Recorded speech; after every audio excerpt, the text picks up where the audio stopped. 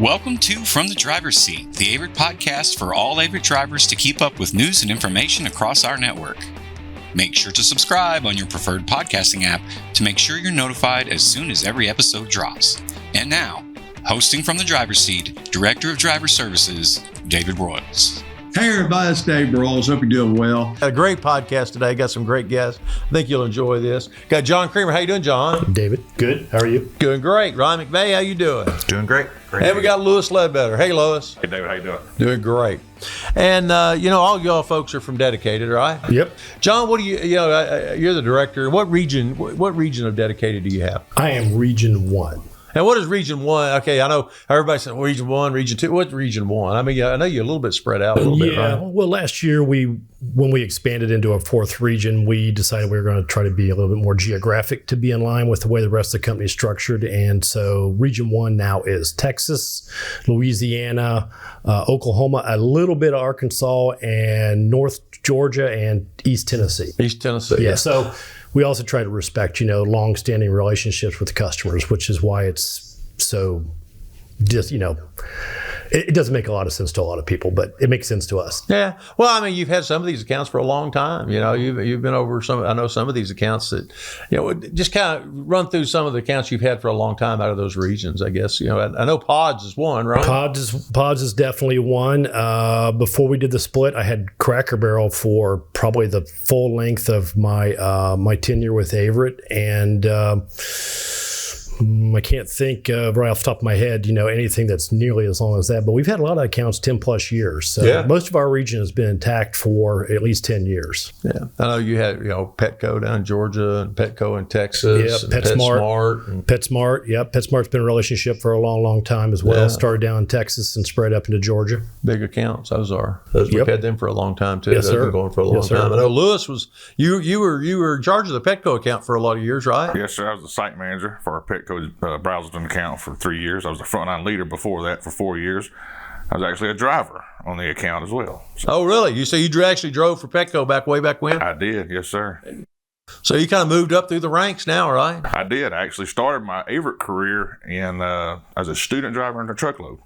Drove in truckload for a year and a half, and then transferred into the Petco account in Brownston. Drove there for 2 more years, and then went into leadership as frontline leader on the account. And now you're doing what? Now I'm a senior operations manager for Mr. Creamer in Region 1.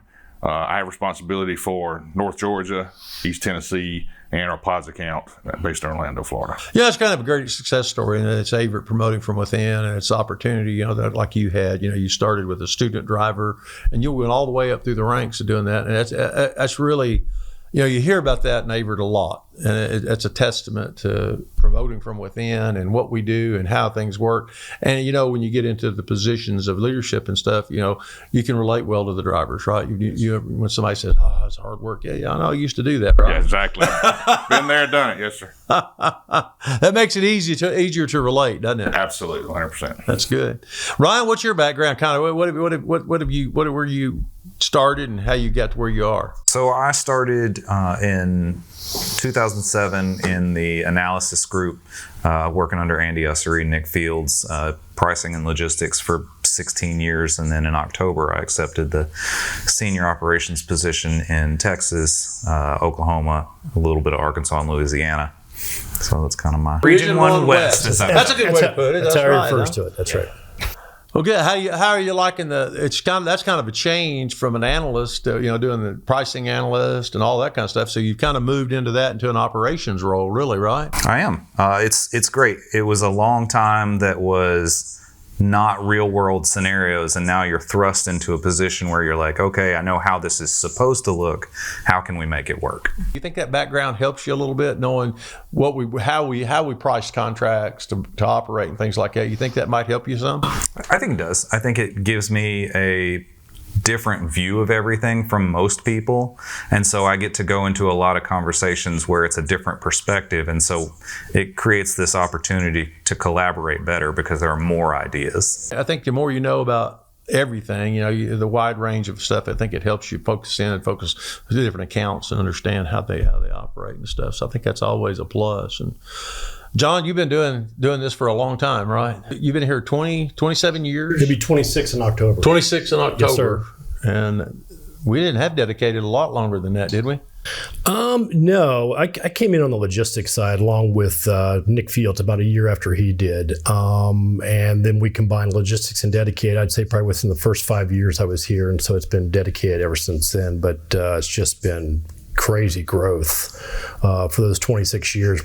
We are so much different than we were even 10 years ago that, it's good, and it's good to have these younger guys along with me. I feel a little bit better about my impending retirement a few years down the road. Nobody's going to retire. We don't retire. Right. I'm sorry. I mean, taking a different role within the company, I guess. But no, it's just been crazy how much we've grown and the things that we do now that we wouldn't have done, 10, 15 years ago because we just didn't have the experience or possibly even the infrastructure to be able to do it. So we've learned a lot over the years. And of course, Dan's been there at the helm all those years, which is important to us because we've had the same leadership that's, been guiding our growth.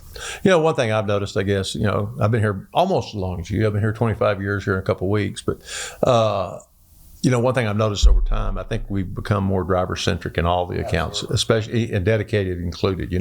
I think now we look for accounts that are driver-friendly, don't we? Compared to what we used to do. Oh, absolutely. Yeah. I think we changed, and we've changed our focus more on drivers than what it's ever been. I mean, I think, don't you? Absolutely. In fact, that's any of my site managers that might watch this are probably going to roll their eyes when I say this, but I've always tried to tell my leadership two things. One is be a business owner. Don't think of yourself as a site manager. You own this business, and I think that kind of sets your decision making onto a different path when you feel like I own this business instead of I'm just managing it for Averitt. The other is, I guess for lack of a better term, servant leadership, which is really the three of us are here to service our site managers, and the site managers are there to service the drivers, which is the most important part of our company. I like that, servant leadership. That's really a good term. And I think that's probably true of dedicated, any more so now than it was, like you said, 10 years ago even. Sure. And that's a good thing. I think as an industry, we're actually moving that way, or most of the companies that are successful are moving that direction. When you think, Lewis, back from when you drove compared to now, absolutely. I think we listen to drivers more, don't you? Absolutely, 100%. You got to listen to your drivers. You got to take care of your drivers. Without them, they don't need us. Right. We're irrelevant. So take care of your drivers, listen to them. I think it's important we listen to the drivers and things. When you're out in Texas, like for instance, I guess, we got a couple of new accounts out there. I say new accounts in the past year, right? Mm-hmm. Those drivers coming into Averitt, what do you think might be their biggest takeaway? Hey, here's why I'm coming to work for Averitt. I mean, I think it all starts with our culture, how we present. It's a great place to work. They know they're going to have a job for a long time, not worry about it. As long as they're willing to put in the work and make a concerted effort, then they're going to be happy. Of course, I know you're the director and y'all are the senior ops managers. So what do y'all, when the senior ops managers, I guess, are y'all working on a daily basis with the site managers? Is that really the concept as far as what y'all do, as far as working with them, helping them with problems, things like that, and training them? Whether it's the site managers, frontline leaders, operations support personnel, my job, I feel like, is to help Mr. Creamer take as much off his plate as possible, and then support, the sites that I'm assigned responsible for. Help the site managers any way I can. Any little thing that, whether it's something, getting them in contact with the right person at corporate, in the right department, or I'll do that myself. But they don't have to worry about that. Right. They can worry about the day-to-day operations of their account, their business. So it's just so important to communicate with those drivers on a daily basis if they can. It's and I know it's hard because they're not always there. They leave at different times, so it's hard. But I think what I'm seeing, we're doing more stuff on a quarterly basis, getting the drivers together, or getting out and helping them and talking to them. So I think that's a big step, I think, for dedicated, making those changes. And I think it's a positive step in the right direction to make sure we're able to hold on to all those drivers. I think Workhound, we've been doing Workhound. Yeah, be a year next month. Yeah, that we've been doing Workhound, and I think that's been really important too. I've learned a lot through the weekly feedback we get. Doesn't mean that we're always going to be able to satisfy all the concerns that the drivers may offer, but certainly we'd be able to identify some things that maybe even the site manager didn't know, because it was something that the driver just didn't want to talk to the site manager directly about. Maybe they wanted to be able to remain anonymous, but voice their concern. I like the way that y'all handle the comments for coming in from work count, and I know on a weekly basis. Talk about the work count comments and what you're required to do every week with them. Actually, we our cadence is we pull the comments down every 2 weeks and formally review them with the Vice President of Operations, Dan Singer, who then in turn takes all the regions together and then reviews all of them with Barry Blakely, the president of the company.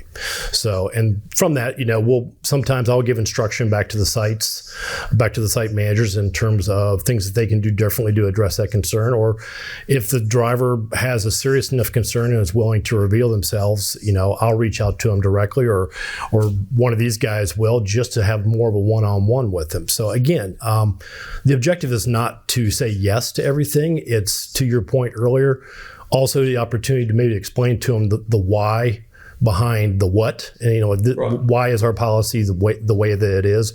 It's an opportunity to turn it into a positive, I think, and I think y'all have done a good job with that, because you do the weekly. And having driver support services assist us with that every week, and in more immediate response to the driver. So it's like, hey, we got it, we hear you, and then give operations a chance to do a more formal review of it has been good as well. Hey, I appreciate y'all coming in today. Any final last words for your driver? Lewis, you got anything you want to close with? Any to the drivers? Want to mention anything to the drivers? I just want to say thank you for what you do every day for all of Averitt. Especially we're dedicated and we're focused on that one dedicated customer, but that reflects the entire company. Appreciate all y'all out there. And again, on the referrals, you're going to hear more and more about Dedicated and the growth opportunities that Dedicated has. That's an opportunity to refer. You'll have an opportunity to make that $1,000 on a referral, but you also bring in the bit more than important than that money is you're bringing in a great candidate to Averitt Express. Be safe out there. Thank y'all so much. Have a great day.